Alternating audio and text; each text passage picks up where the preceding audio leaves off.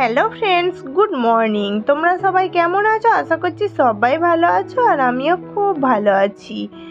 অনেক দিন তো হয়ে গেছে ভিডিও দিইনি, তার কারণ শরীর একটু খারাপ ছিল, তো তার জন্য দিতে পারিনি।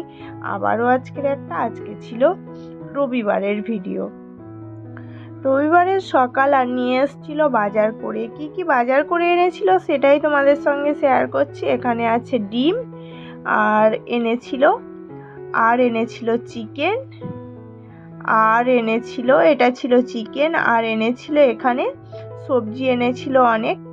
আর সব কিছু সকালেই নিয়ে এসেছিল, তো তার জন্য এখানে এনেছিল বিনস। তো এইসব সবজি দেখে আমার মনে হলো আজকে যে যা কিছু সবজি আছে, তো এই দিয়ে ফ্রাইড রাইস আর চিলি চিকেন করা যেতেই পারে।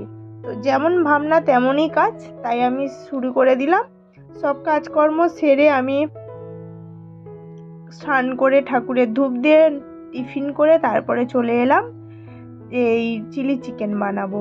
তো ফ্রাইড রাইস আর চিলি চিকেন হবে, তো তার জন্য সব কিছু দিয়ে আগে আমি চিকেনটাকে মেখে রাখবো, কারণ একটু তো টাইম লাগবে। মেখে রাখলে তারপরে না ভাজলে ভালো লাগবে, তো তার জন্য একটু মেখে রেখে দেবো প্রথমে। তো দেখো সব কিছু দিয়ে দিলাম, দিয়ে একটা ডিম দিলাম, দিয়ে এবারে হাত দিয়ে ভালো করে মেখে রেখে দেবো। আর ফ্রিজে রাখবো একটু, যার জন্য ভালোভাবে যেন মানে মাখাটাও ভালো হয়, আর ফ্রিজে রাখলেও ভালো। আর এখানে এসছিল বাবু দেখতে এসছিল, তার জন্য আমি দাঁড়িয়েছিলাম। এবার আমি ফ্রিজে রেখে দিলাম, রেখে দিয়ে আমি বাকি যে সব কিছু লাগবে সেগুলোই আয়োজন করছিলাম। আর আমি এখানে ক্যাপসিকাম আর কেটেছিলাম পেঁয়াজ, ওটাকে কেটে নিয়েই তারপরে বাকি তো জোগাড় করতেই হবে আমাকে। যেহেতু একা হাতে পুরোটাই, খেতে ইচ্ছা হলে কি হবে, কিন্তু করতে তো হবে আমাকে। তো অনেক দিন হয়ে গেছে বানাইনি, তো তার জন্য ইচ্ছা হলো না বানিয়েই নি। আর এখানে ওটা রেডি করে নিয়েছি, নিয়ে এবারে আমি এসেছি বিনস কাটতে। আর বিনস এখানে কাটতে যেন আমার একটু অসুবিধা হচ্ছিল, তো তার জন্য ভাবলাম না আমি বটিটা নিয়েই কেটে নিই, আর যা কিছু সবজি নিচে বসেই বটি দিয়ে কেটে নিই। তো তাই ওই ভেবে আমি ওরমভাবেই কেটেছিলাম, যেহেতু এটা একটু অসুবিধা লাগছিল। তো দেখো আমার এখানে সব সবজিগুলো কাটা রেডি। এখানে ফ্রাইড রাইস, এখানে সব কিছু নিয়ে নিয়েছি আর একদম রেডি করে নিয়েছি। যতক্ষণে মাংসটা রেখে দিয়েছি, তো তারপরেই সব কিছু জোগাড় করে নিয়েছি। আর আমি এবারে বার করে নিচ্ছি। দেখো চিকেনটাই বার করেছি, কত সুন্দর হয়েছে না?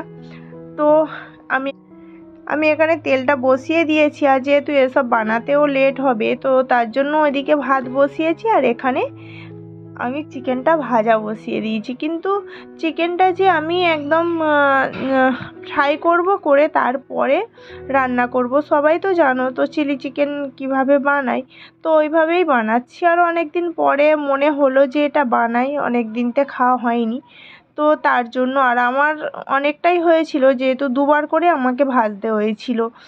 তো যাই হোক, আর চালটা কিন্তু যে আমি ফ্রাইড রাইসের জন্য বাসমতি রাইস কিনে এনেছি এরম না, মোটামুটি আমরা যে চালগুলো খাই ওই চালগুলো মোটামুটি বেশ ভালো বা বড় হয়, তো তার জন্য ওটা দিয়েই বানাবো। তো দেখো আমার একবার ভাজা হয়ে গেছে, এটাকে তুলে নিচ্ছি, নিয়ে আবার কিন্তু আমি আরও একবার ভাজবো। আর এরকম লাল লাল ভেজে নেব। আর ওইদিকে কিন্তু আমার ভাতটা হয়ে গেছে। আর ওটাও আমি পরে বানাবো, তার কারণ এক হাতে দুটো একসঙ্গে সামলানো সম্ভব হবে না, তো তার জন্য এটা বানিয়ে নিই, তারপরে আমি কিন্তু ফ্রাইড রাইসটা বানাবো। তো দেখো আমি আরেকবার ভেজে নিচ্ছি ভালো করে। আর এইদিকে এরা বসে না, আমি যে আগে মোচাটা এনেছিলাম সেই মোচাটা বসে বসে এরা ছাড়াচ্ছে, কারণ আমি টাইম পাচ্ছিলাম না। আর মোচা তো জানো শনি মঙ্গলবার এরা খেতেই নেই, তো তাই বললাম যে কেটে রাখো, আর আমি পরে ওটাকে রান্না করে নেব সন্ধেবেলা। যেহেতু ফ্রাইড রাইস চিলি চিকেন আমি একবারের মতো বানাবো, তো তার জন্য আমি বলেছি ওরা। আর এখানে ভাজা হচ্ছে, তার মধ্যে আমি এখানে সসটা রেডি করে নেব। আর সসটা রেডি করে নেব, আমি প্রথমে বাটির মধ্যে জল দিয়ে দিয়েছি, আর জলের মধ্যে 2 চামচ সয়া সস দিলাম, আর চিলি সস আর টমেটো সস সবই 2 চামচ করে দেব, দিয়ে এটাকে মিক্স করে আর রেখে দেবো কিছুক্ষণ। আর এটা কিন্তু জলের মধ্যে মেশালে না ভালো হবে। আর এর মধ্যে কর্নফ্লাওয়ার দেবো, কর্নফ্লাওয়ারটা 2 চামচ দেবো, দিয়ে মিক্স করে রেখে দেবো। দিলে কিন্তু ভালো করে মিক্স করতে হবে যাতে কর্নফ্লাওয়ারটা না পুরোপুরি ওর সঙ্গে মিশে যায়। তো আমার এখানে টমেটো সসটা একটু দিতে অসুবিধা হচ্ছিলো, তো তার জন্য তো তারপরে আমি এটা দিয়ে দেবো, কর্নফ্লাওয়ারটা দিয়ে ভালো করে মিশিয়ে রাখবো। আর এখানে আমার সবগুলো ভাজা কমপ্লিট হয়ে গেছিলো, আর আমি কিন্তু কড়াইটা বসিয়ে দিয়েছি, আর ওই কড়াইটা সাইড করে ওখানে রেখে দিয়েছি। আর ওর থেকে একটু মিডিয়াম সাইজের চামচ নিয়ে ওর থেকেই তেল নিয়ে এতে দিচ্ছি। তো যাই হোক, আমি এবারে যেগুলো কেটে রেখেছিলাম তোমাদেরকে দেখিয়েছি, তো ওইগুলো দেবো। তো আদা রসুন কুচিটা আগে দেবো, দিয়ে একটু ফ্রাই হবে আদা রসুন কুচিটা। তারপরে আমি কিন্তু শিমলা মির্চি আর ইয়েটা দেবো, পেঁয়াজ কুচিটাই দেবো। তো আরও একটু তেল দিতে হবে মনে হলো, তো তাই একটু তেল দিয়ে দিলাম। আর এটা একটু বেশ ভালো ভাজা হয়ে গেলে তারপরে আমি ওগুলো অ্যাড করে দেবো।